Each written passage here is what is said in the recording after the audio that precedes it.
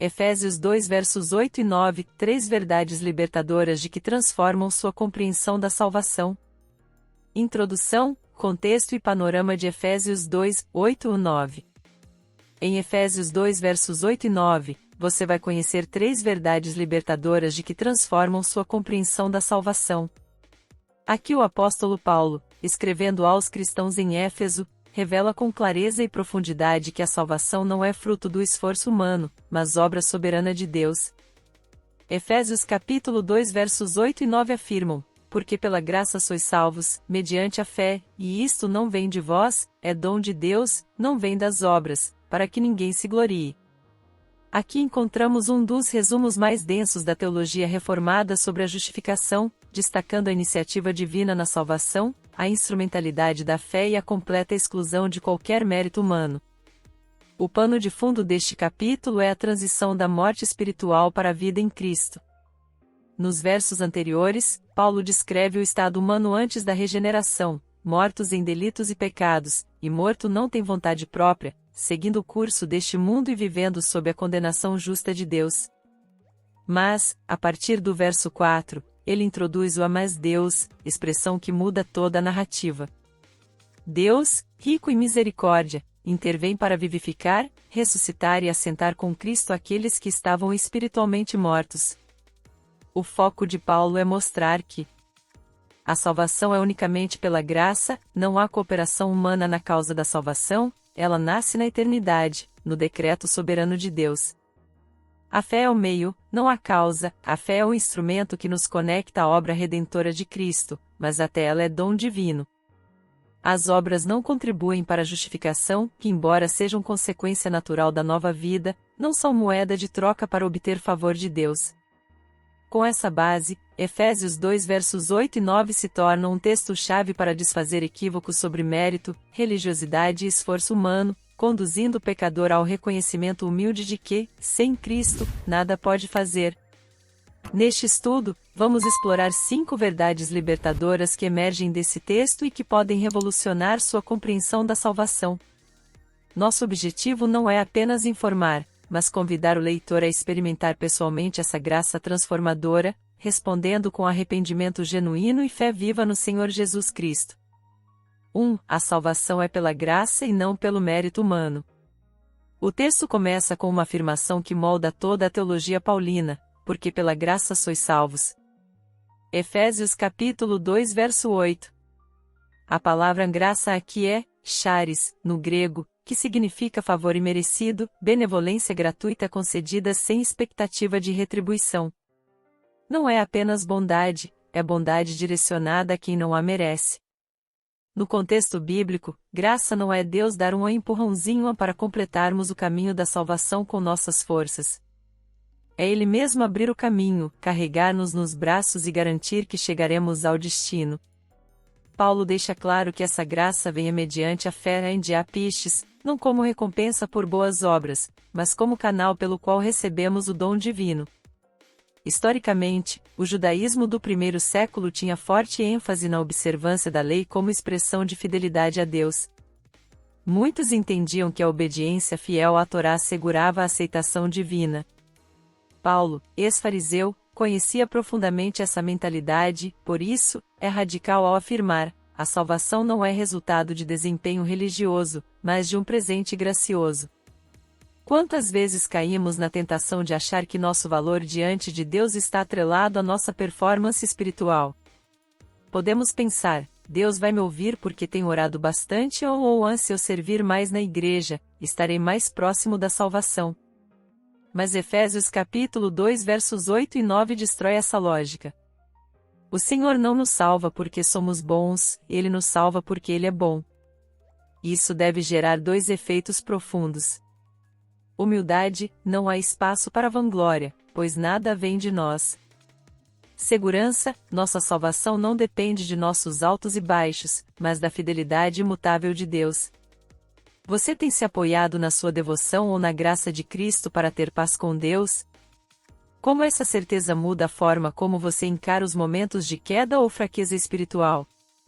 Meu querido irmão e minha querida irmã, quero que esta verdade penetre profundamente no seu coração. a graça não é um plano B de Deus para quando falhamos, ela é o único plano desde antes da fundação do mundo. Você não está negociando com o Senhor um contrato de prestação de serviços espirituais. O que ele fez foi assinar, com o sangue de seu filho, uma aliança inquebrável que diz: eu te amei primeiro, e nada poderá mudar isso.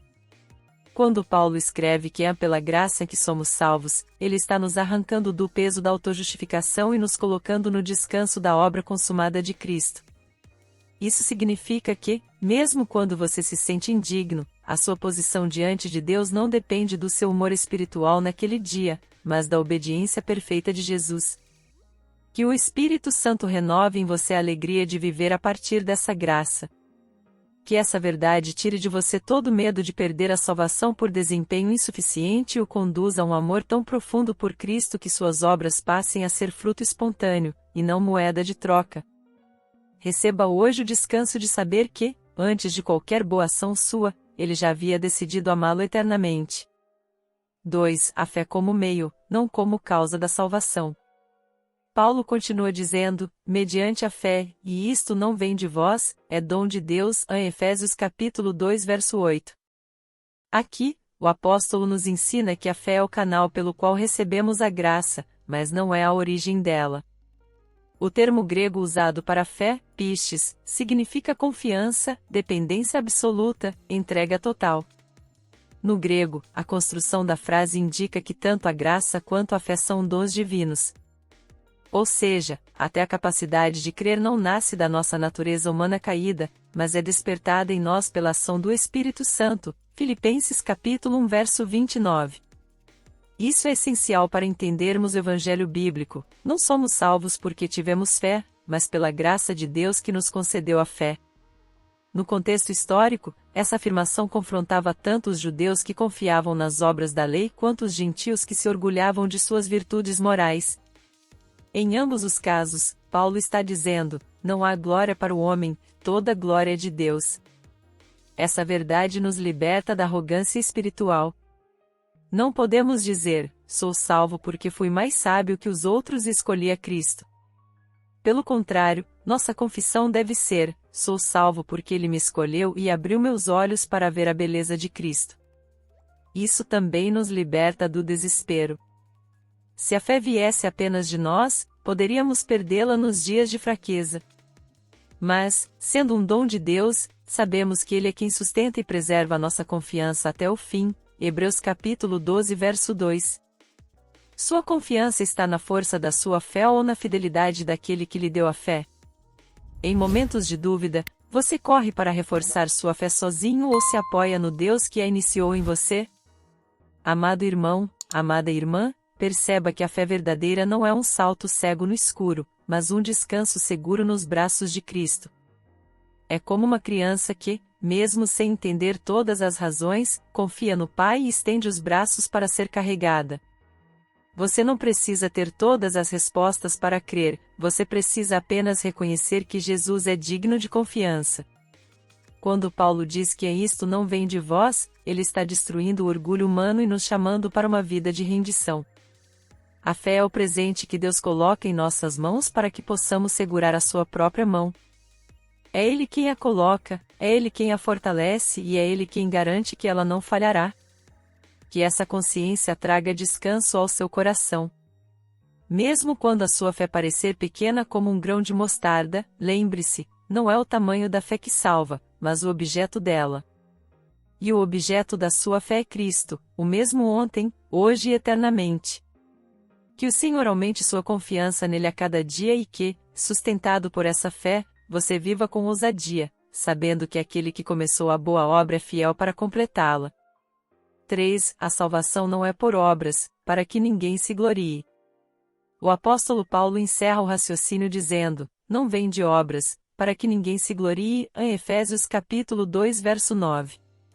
No grego, a palavra para obras é ergon, que se refere a ações, feitos, tarefas ou méritos. Essa é uma afirmação categórica: nenhuma obra humana, por mais nobre que pareça, pode gerar ou contribuir para a salvação. Historicamente, Paulo está enfrentando uma mentalidade que perpassava tanto o judaísmo legalista quanto as práticas religiosas pagãs, a ideia de que a salvação podia ser conquistada por rituais, leis, penitências ou sacrifícios pessoais.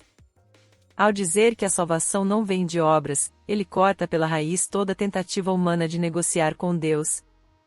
O paralelo bíblico é claro. Isaías capítulo 64 verso 6 declara que todas as nossas justiças são como trapo de imundícia. Até aquilo que consideramos o melhor de nós está manchado pelo pecado e não serve como moeda de troca diante de Deus. Essa verdade nos leva a uma postura de humildade constante. Quantos cristãos, mesmo após compreenderem a graça, voltam a viver como se precisassem pagar por ela? Isso gera dois extremos perigosos. Orgulho espiritual, quando pensamos que nosso desempenho nos torna mais dignos do favor de Deus. Desespero espiritual, quando achamos que, por termos falhado, Deus vai nos rejeitar. O Evangelho nos liberta de ambos. Se você está em Cristo, sua salvação não depende de um saldo positivo de boas ações, mas do sacrifício perfeito de Jesus na cruz, João capítulo 19 verso 30, que está consumado. Você mede sua comunhão com Deus pelo que fez ou deixou de fazer? Em momentos de queda, sua primeira reação é fugir de Deus ou correr para os braços daquele que já pagou o preço? Querido irmão, querida irmã, o Evangelho nos chama a viver não para ganhar o amor de Deus, mas a partir do amor que já recebemos. Quando Paulo diz que a ninguém se glorie, ele está colocando todos nós no mesmo nível diante da cruz. Não há espaço para comparação, competição ou vaidade espiritual. O rico e o pobre, o culto e o analfabeto, o moralmente exemplar e o pecador arrependido, todos são salvos da mesma maneira, unicamente pela graça. Não permita que a culpa ou o orgulho definam sua vida espiritual. A culpa paralisa, o orgulho engana, mas a graça liberta. Viva sabendo que, se Deus quisesse exigir obras para sua salvação, ele jamais teria enviado seu Filho. Cristo não veio para ser seu complemento moral, mas seu único Salvador. Que isso gere em você uma gratidão profunda, capaz de transformar cada ato do seu dia em um culto de adoração. Não trabalhamos para ser salvos, trabalhamos porque já fomos salvos.